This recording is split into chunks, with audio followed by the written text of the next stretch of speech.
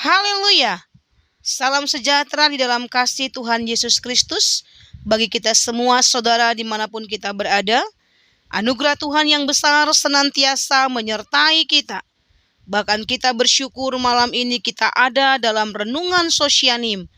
Doa saya kiranya Tuhan memberkati setiap kita yang mendengar dan melakukan firman Tuhan.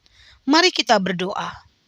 Bapa Sorgawi, kami mengucap syukur untuk waktu yang masih Tuhan beri bagi kami untuk dapat mendengar dan merenungkan firman-Mu. Kami percaya firman-Mu adalah kebenaran yang kami perlu. Kebenaran yang membuat kami semakin mengenal dan mengerti kehendak-Mu di hidup kami. Pimpin kami Roh Kudus untuk mengerti firman-Mu. Di dalam nama Tuhan Yesus Kristus, kami berdoa dan bersyukur. Haleluya. Amin. Puji Tuhan saudaraku, mari kita membaca satu bagian firman Tuhan yang tercatat di dalam surat 2 Timotius, pasal yang kedua, ayat yang ke-8 sampai ayat yang ke-13. Demikian firman Tuhan. Ingatlah ini, Yesus Kristus yang telah bangkit dari antara orang mati, yang telah dilahirkan sebagai keturunan Daud, itulah yang kuberitakan dalam Injilku. Karena pemberitaan Injil inilah aku menderita, malah dibelenggu seperti seorang penjahat. Tetapi firman Allah tidak terbelenggu. Karena itu aku sabar menanggung semuanya itu bagi orang-orang pilihan Allah, supaya mereka juga mendapat keselamatan dalam Kristus Yesus dengan kemuliaan yang kekal. Benarlah perkataan ini. Jika kita mati dengan Dia, kita pun akan hidup dengan Dia. Jika kita bertekun, kita pun akan ikut memerintah dengan Dia. Jika kita menyangkal Dia, Dia pun akan menyangkal kita. Jika kita tidak setia, Dia tetap setia, karena Dia tidak dapat menyangkal dirinya. Nah, malam hari ini kita akan fokus di ayat yang ke-13, saudara. Jika kita tidak setia, Dia tetap setia. Judul renungan kita pada malam hari ini adalah menikmati kesetiaan Tuhan. Saya percaya saya dan saudara hari-hari ini masih ada sebagaimana kita ada. Semuanya adalah bukti kesetiaan Tuhan. Bukti pemeliharaan Tuhan atas kehidupan kita. Namun kita akan melihat saudaraku bahwa ayat yang ke-13 ini bukanlah ayat yang menunjukkan bahwa setiap orang percaya dapat hidup semaunya sendiri. Atau bahkan dia hidup untuk melakukan dosa. Pernyataan jika kita tidak setia ini menunjukkan kepada keberadaan kita sebagai manusia atau orang percaya yang begitu mudah terpengaruh dan terguncang oleh situasi dan keadaan. Kita sering tidak stabil, bahkan dalam pengiringan kita, keyakinan kita kepada Tuhan. Mudah sekali kecewa dengan keadaan-keadaan yang seperti tidak kita kehendaki. Dan hal itu membuat kita seakan mudah berubah setia dari Tuhan. Namun sangat berbeda dengan Tuhan Yesus, saudara.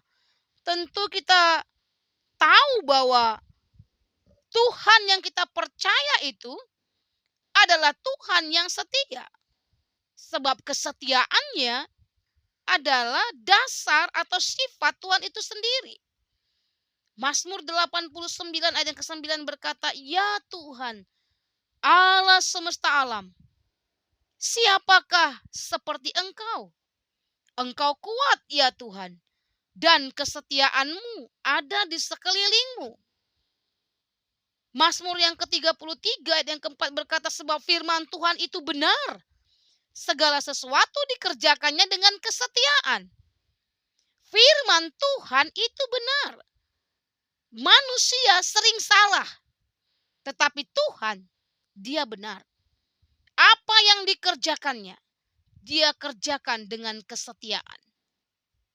Lalu menjadi pertanyaan bagi kita, saudara.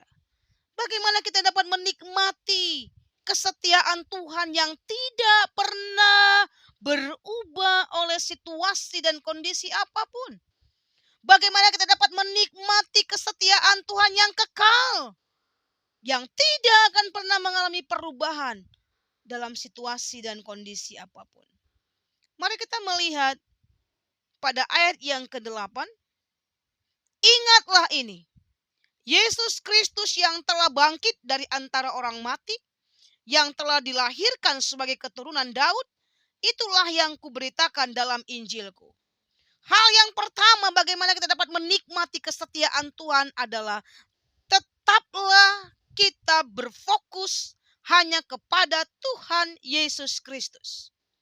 Kepada Timotius, Rasul Paulus memberikan pesan agar senantiasa mengingat, jangan melupakan Tuhan dan apa yang telah Tuhan lakukan bagi hidupnya. Menjadi fokus hidupnya adalah Tuhan Yesus Kristus. Demikian halnya dengan kita sebagai orang percaya, saudara. Senantiasa mengingat Yesus Kristus dan perbuatannya yang besar dalam hidup kita. Perbuatannya yang besar yang tidak dapat dibayar dan dibandingkan dengan apapun.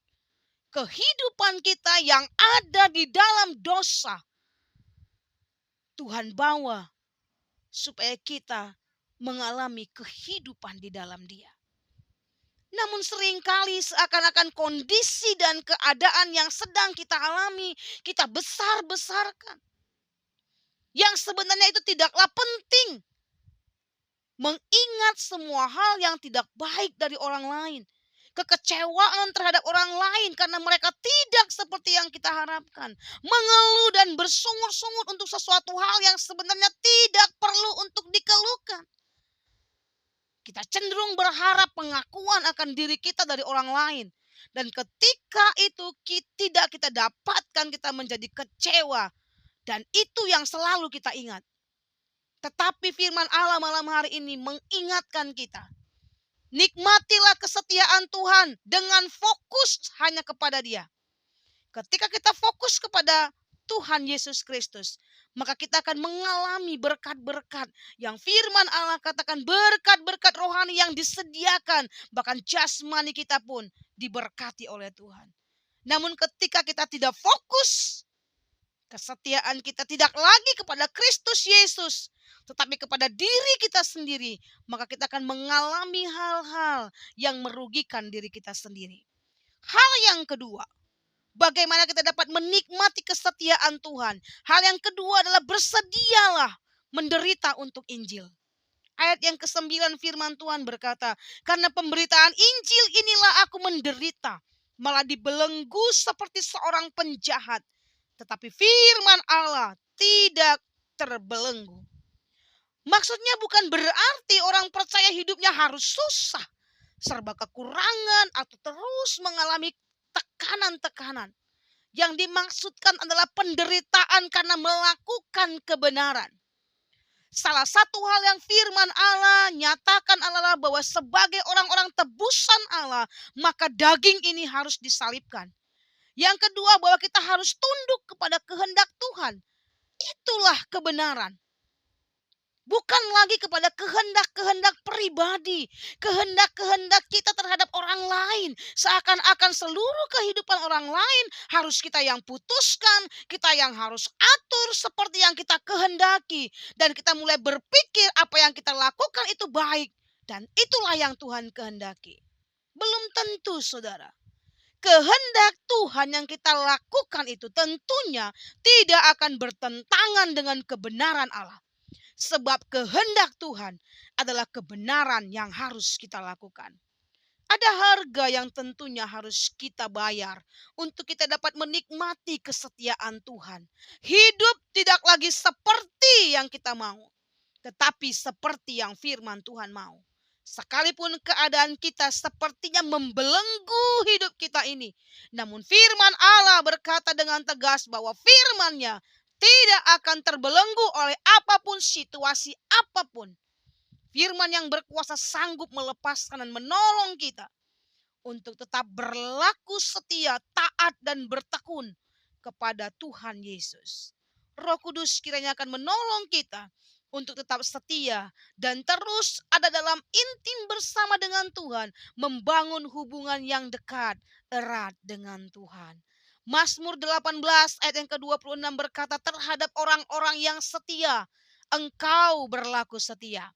Terhadap orang yang tidak bercela, Engkau berlaku tidak bercela.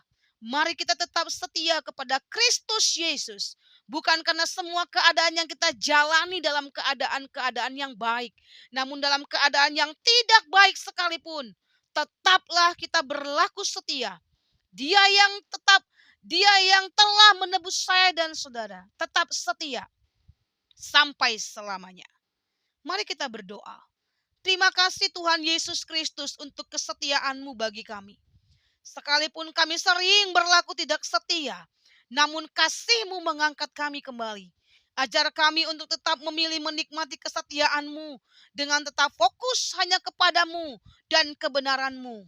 Sekalipun dalam penderitaan dan tekanan di hari-hari yang sukar ini, tolong kami ya Tuhan, untuk tetap percaya bahwa Engkaulah yang memegang seluruh kehidupan kami. Demi nama Tuhan Yesus Kristus, kami berdoa dan bersyukur. Haleluya. Amin. Tuhan Yesus memberkati.